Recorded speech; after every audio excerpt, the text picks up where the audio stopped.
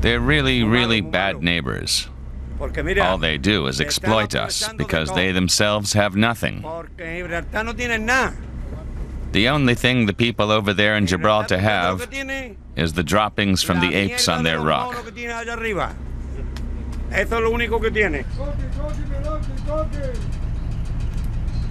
Fishermen from the southern Spanish port of Algeciras are angry with their British neighbors from the Crown Colony of Gibraltar on the other side of the bay.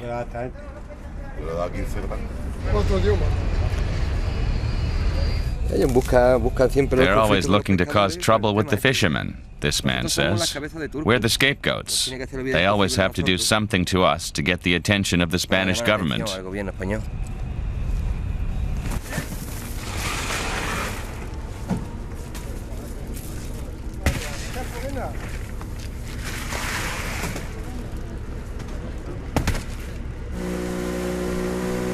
But where does all the anger come from?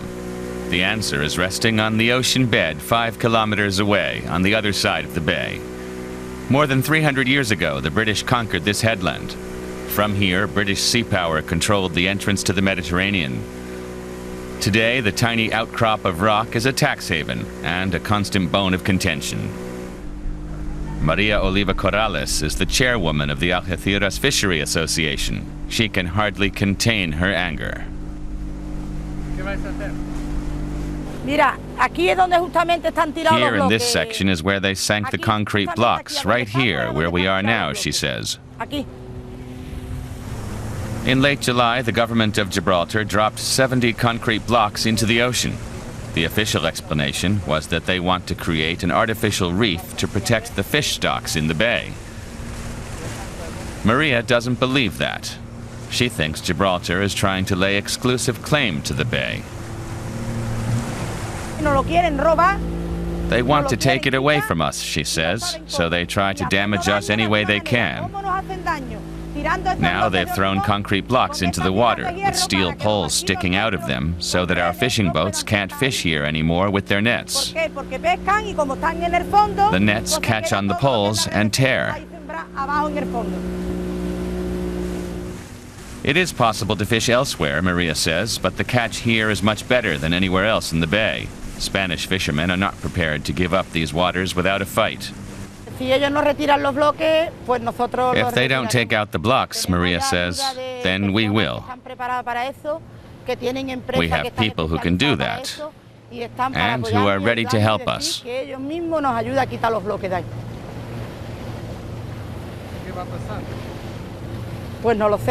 I don't know how far we'll get with it, she says, but they've stolen an area from us where we fished our whole lives, and we want it back. We have to work. We are honest people, and we have to feed our families, she says. It's hard to believe that such a small patch of ocean is causing so much trouble. In the Algeciras City Hall, it soon becomes clear that the problem is not just a local matter. The mayor is meeting the head of the Guardia Civil, the Spanish border police. He's come to get a picture of the situation on the ground. Things are escalating. As far as Madrid is concerned, the waters around Gibraltar belong to Spain. The British see things differently. They consider the waters to be British sovereign territory.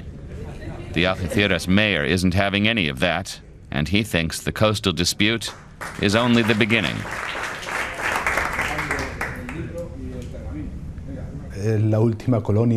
It's the last UK colony on European soil, he says, and no one understands why Spain does not get back the land that belongs to it. It's true that one could look for alternatives, but the ultimate goal has to be for Spain to get its territory back, he says.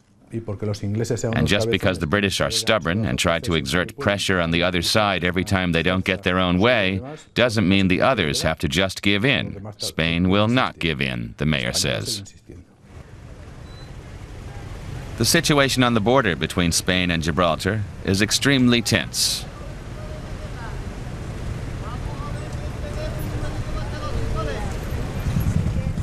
Spanish border officials are checking every car, every traveler, especially at rush hour. The result is long lines and hours of waiting. Many people think it's deliberate harassment. For Spanish people who have to go across every day to work, it's intolerable, this woman says. It means our working day is 2 hours longer. But no one in Madrid is interested. They don't care about the 7,000 commuters who have to put up with this day in, day out.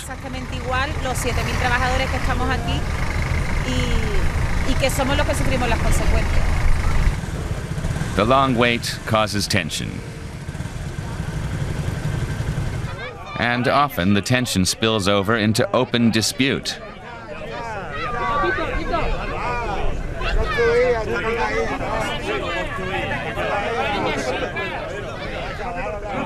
Some Spaniards in this border area are increasingly unhappy with their own government. They don't understand the demand for Gibraltar to be returned to Spain. Part of Spain? No, Gibraltar should stay British, she says. I think Spain is getting in over its head here. This man says if Gibraltar belonged to Spain, there would be a crisis and there would be no work there. They are our saviors. Once they've finally made it across the border, the commuters have to cross the runway of Gibraltar Airport. The colony is only 7 square kilometers, smaller than Central Park in New York. It may be small, but Gibraltar is used to defending itself. These holes in the cliff face are part of its defensive history. They're part of a network of defense tunnels that Gibraltarians dug into the cliffs hundreds of years ago.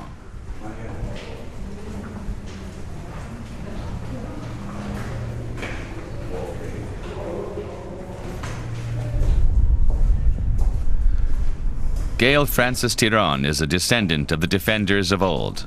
The tour guide knows all about the past and present disputes over her birthplace.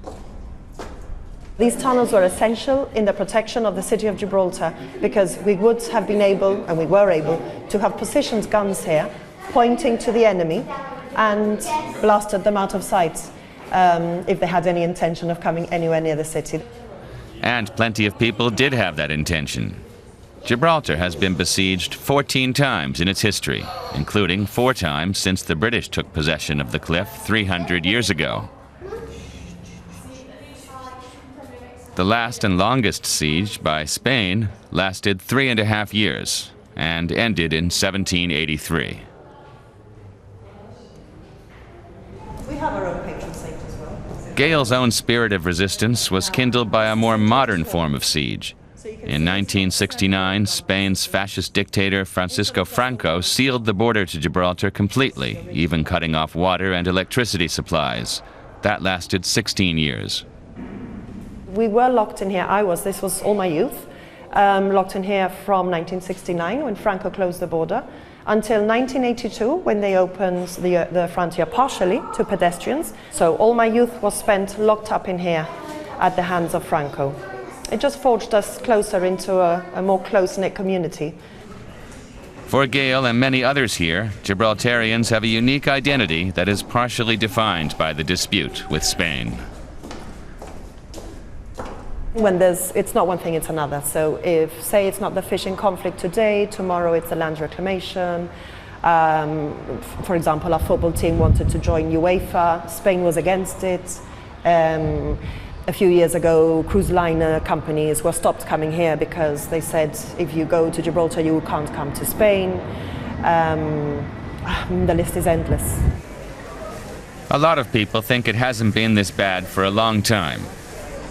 But there's no sign of any willingness to give in. So what does the colony's chief minister say? He's not at home, and I can't find any other officials prepared to talk about the dispute. The minister has been summoned at short notice to London. Spain wants new talks about Gibraltar's sovereignty, but the British government is standing firmly behind its colony. No one here will even consider a handover to Spain. They're too proud, and there's too much resentment against their bigger neighbor. If they ever get this, every Gibraltarian had to leave because they make our lives a misery. And then they will destroy everything that we built. Let's go to the keys. Forward, march. The British identity here is deeply rooted, and they like to put it on display, especially in times like these. Every week, these amateur performers from the Gibraltar Reenactment Group stage the traditional closing of the city gates. The current conflict is just a smokescreen to the problems they have internally in Spain, and here in Gibraltar we've been British for the last 309 years, and we tend to be British for a lifetime, as long as we live. There's been 2 referendums held locally with overwhelmingly high, almost 100% in favor of remaining British. And that is all we want. We want to be left to our own devices. We are British. We have determined of our own accord. We have self-determination has been accorded to us by Britain, by the United Nations, and we have decided to remain British. And that is the end of the problem. Spain has to accept that we are her neighbor, but we are her British neighbor. From up here, the Bay of Gibraltar looks peaceful. There's no sign of the stubbornness, the provocations, the anger.